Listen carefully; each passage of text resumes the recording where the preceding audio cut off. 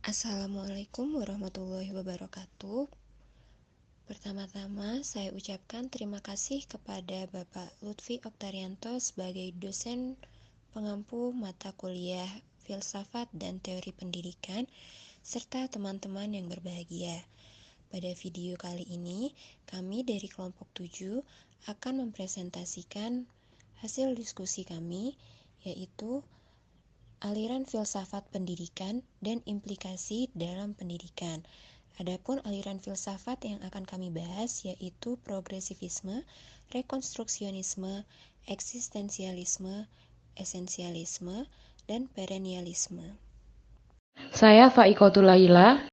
Saya Salsabila Safira Nurulita. Perkenalkan, nama saya Umi Nurwayuni. Progresivisme. Menurut Utomo dan Ifda, progresivisme merupakan salah satu aliran yang menghendaki suatu kemajuan, yang mana kemajuan ini akan membawa sebuah perubahan. Dalam pandangan progresivisme, manusia harus selalu maju, bertindak konstruktif, inovatif, reformatif, aktif, dan dinamis. Aliran progresivisme didirikan pada tahun 1918, muncul dan berkembang pada permulaan abad 20 di Amerika Serikat. Aliran progresivisme ini lahir sebagai pembaharu dalam dunia filsafat pendidikan, terutama sebagai lawan terhadap kebijakan-kebijakan konvensional yang diwarisi dari abad ke-19.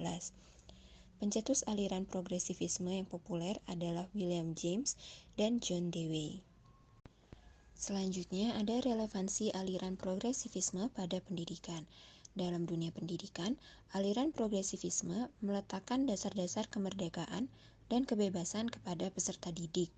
Peserta didik diberikan kebebasan baik secara fisik maupun cara berpikir untuk mengembangkan bakat dan kemampuan yang terpendam dalam diri peserta didik tanpa terhambat oleh rintangan yang dibuat oleh orang lain. Peserta didik dalam pendidikan progresivisme dituntut agar selalu melakukan usaha-usaha mandiri untuk meningkatkan kreativitasnya dalam berbagai bidang yang ditekuni. Tuntutan ini tentu dengan melihat berbagai pengalaman yang ada dalam kehidupan sekitar sebagai bagian dari pengetahuan kebudayaan yang sangat mendukung perkembangan diri peserta didik. Rekonstruksionisme. Secara harfiah, rekonstruksionisme berasal dari kata construct, membangun, construction, pembangunan, dan reconstruction atau pembangunan ulang. Aliran rekonstruksionisme merupakan suatu aliran yang membangun tata susunan hidup kebudayaan yang bercorak modern. Menurut Imam Barnadib, aliran rekonstruksionisme adalah sebagai filsafat pendidikan yang menghendaki agar peserta didik dapat dibangkitkan kemampuannya secara rekonstruktif, menyesuaikan diri dengan tuntutan perubahan dan perkembangan sebagai akibat adanya pengaruh dari ilmu pengetahuan dan teknologi. Relevansi aliran rekonstruksionisme pada pendidikan. Relevansi rekonstruksionisme dalam pendidikan berfokus pada transformasi pendidikan dalam meningkatkan kesadaran sosial yang berupaya memperbaiki ketidakadilan dan kesenjangan yang ada dalam masyarakat.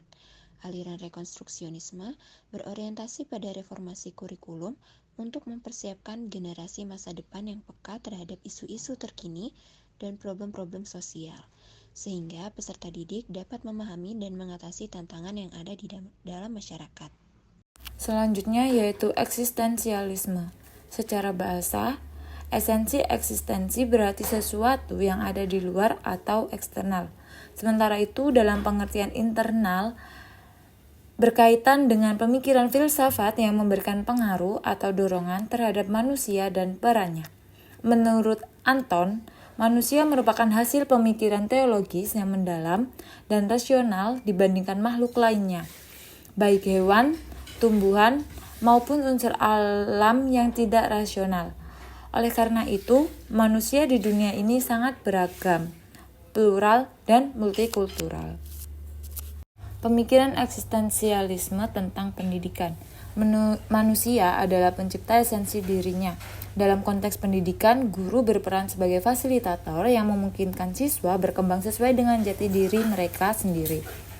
Menurut pandangan eksistensialisme, pendidikan harus melibatkan peserta didik dalam proses pencarian pilihan untuk memenuhi kebutuhan mereka dan menemukan identitas diri.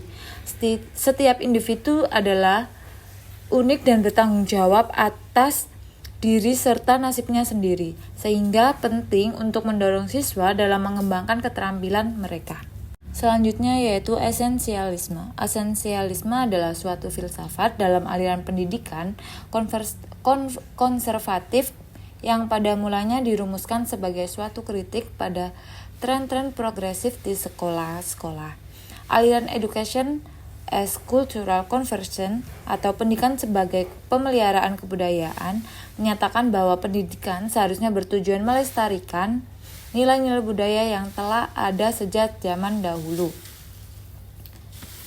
Menurut pandangan filsafat pendidikan esensialisme yang pertama, pandangan ontologi.